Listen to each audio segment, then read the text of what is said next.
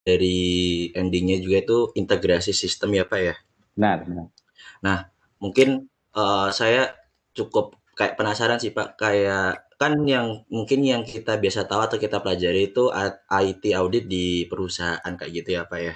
Mm-mm. Nah, itu kayak bagaimana kayak tanggapan Pak Mardhani tentang kayak istilahnya hubungan antara IT audit dengan sistem pemerintahan Pak. Jadi misal kayak kasusnya itu dengan data yang ada dalam mungkin katakanlah di BPS kayak gitu, itu Mm-mm. bisa terintegrasi dengan nanti misal ke Kementerian Sosial Pak. Jadi kayak misal kita apa dari pemerintah ngadain bantuan Ah, sosial itu jadinya kayak nggak perlu sensus atau nggak perlu ah. istilahnya survei-survei kayak gitu. Nah itu kayak pandangan Pak Mardhani kayak gimana? Soalnya itu pun kayaknya juga cukup menarik misalnya kalau emang dari pemerintah itu mau mengadakan IT audit kayak gitu Pak. Ya, benar sekali. Jadi saat ini sebenarnya kalau menurut saya pemerintah itu sudah melakukan IT atau Information System Audit ya, karena itu disyaratkan sebenarnya. Cuma masalahnya Information System atau IT Audit yang dijalankan itu perspektifnya tadi memeriksa berkas administrasinya. Jadi kalau misalnya kita ada investasi belanja IT pengadaan apa ya sistem informasi tadi pendataan penduduk misalnya gitu. Yang dilihat itu adalah kelengkapan administrasi kwitansinya misalnya gitu. Tapi substansinya enggak. Jadi cara cara kita menjalankan kegiatan kayak apa, bikin aplikasinya kayak apa, itu hampir-hampir tidak disentuh begitu. Yang saya lihat itu. Sehingga yang terjadi fokusnya hanya pada administratif belaka, meskipun itu penting ya, tetapi konten atau core-nya menjadi terlewatkan. Nah, efeknya apa? Efeknya tadi sebenarnya investasi IT itu tidak menghasilkan apa-apa. Ya, ya benar, serapan anggarannya tercapai, misalnya gitu. Itu kan kalau pemerintah senang ya, jadi oke, anggarannya tercapai 100%, itu senang sekali. Tapi sebenarnya 100% itu tidak menghasilkan apa-apa. Ya ada bentuknya, ada websitenya, tapi nggak ngapa-ngapain. Coba lihat teman-teman kalau survei, nggak hanya tadi mas yang BPS atau mungkin Kementerian Sosial, lihat hampir di semua pemerintahan itu biasanya berbondong-bondong untuk membuat program ada bentuknya misalnya, kemudian tapi nggak menghasilkan apa-apa. Nah, yang terbaru kemarin misalnya kartu prakerja gitu ya, sistemnya bisa kita akses, orang bisa daftar, orang dapat uangnya, tapi kira-kira akan menghasilkan sesuatu apa tidak? Nah, itu. Ini yang lagi hit Kementerian Kominfo membuat program namanya Digital Talent Scholarship gitu ya. Pengennya ngasih beasiswa dalam bentuk kursus atau training gitu untuk bisa menyiapkan digital talent. Ya akhirnya hanya yang dilihat berapa orang yang daftar, berapa orang yang ikut, materinya apa saja, tapi nggak dilihat hasilnya seperti apa. Nah ini jadi masalah. Nah sehingga itu yang saya ingin tegaskan. Jadi information system audit yang digunakan itu kacamatanya masih administratif, bukan bukan seperti yang kita bayangkan di materi kita nanti ini. Nah sehingga kalau menurut saya yang tadi disampaikan benar sekali, saya setuju. Dan sebenarnya kita perlu berubah dari konsep yang sifatnya itu apa namanya administratif menjadi substantif. Arahnya diarahkan benar-benar menjadi sistem yang terbuka untuk bisa saling terhubung. Mungkin kalau ini sudah ada ini ya sudah pada sensus penduduk ya. Itu juga something ya menurut saya. Jadi mungkin ada pertanyaan lo kok nggak nganu ya nggak connect ke EKTP misalnya. Iya sih ada kalau kita ngisi online kita ditanya nomor KTP itu sudah muncul.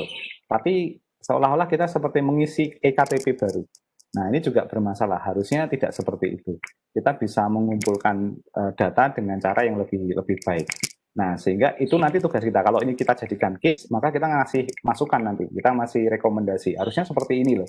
Harusnya nggak seperti ini. Harusnya misalnya, contohnya nih, kalau pemerintah mau bikin dana bantuan, distribusi dana bantuan sosial ke masyarakat, yang terjadi pasti ujung-ujungnya di data. Ini sebentar lagi pilkada, itu sama. Ujung-ujungnya adalah data penduduk yang tidak benar dan sebelumnya. Jadi berulang terus. Nah, ketika itu berulang terus, itu sebenarnya menunjukkan bahwa information technology audit atau information system audit yang dijalankan itu tidak tidak pada proses yang benar. Jadi kayak gitu. Nah, ini menjadi salah satu yang cukup cukup cukup dominan yang harus kita lakukan. Ya, kita tidak menutup mata, mungkin dari sisi tenaga, kualifikasi di pemerintahan juga belum mendukung, dan untuk yang ekspertis di bidang-bidang ini memang tidak banyak menurut saya, dan biasanya terjebak pada level administratif tadi. Nah, jadi semacam itu. Tapi kalau menurut saya, kalau teman-teman mau ngangkat ini menjadi misalnya tema PKM, digemastik segala macam menjadi tulisan yang bagus, itu bagus banget. Nanti ya kita akademisi itu kan senjatanya tulisan ya. Kita menuliskan sesuatu di jurnal, di paper, di karya ilmiah, di gagasan. Nah, kita bisa campaign di situ bahwa sebenarnya ada sesuatu yang salah begitu. Ya nggak usah jauh-jauh, di kampus kita pun juga mengalami hal yang serupa menurut saya ya, kalau kita mau kritisi. Ada beberapa penerapan teknologi informasi, terutama sistem informasi itu selalu tadi berubah-ubah. Mungkin sedikit cover up ya, nggak apa-apa ya, sebagai lesson learn. Kayak kami di dosen ini selain ngajar, data di semester ada ya kan. Kemudian kami juga melakukan penelitian, data penelitiannya juga ada di semester. Tapi setiap semester kami harus bikin laporan yang tanda kutip itu menginput lagi semua aktivitas itu. Bayangkan.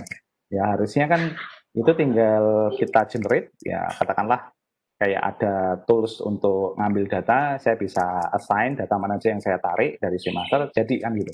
Nah, konsepnya kan semacam itu harusnya. Nah, ini salah satu yang menyebabkan ini memang harus kita kritisi terus ya. Jadi dan itu menjadi point of view dari seorang IT audit.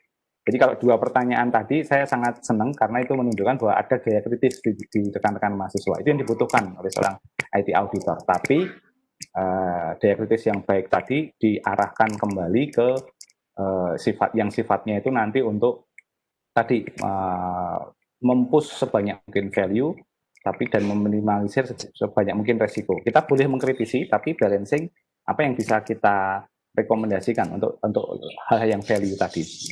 Saya termasuk orang yang ya, kalau di kampus itu terutama kalau ke DSSD itu sering ngasih feedback gitu, ngasih ide gitu ya. Gimana kalau diginiin, gimana kalau diginiin. Meskipun ya tidak selalu diterima dan bahkan banyak diterimanya, tapi itu bagian dari kita untuk selalu mengkritisi bahwa harusnya seperti ini loh arahnya di semacam itu. Oke, ada lagi?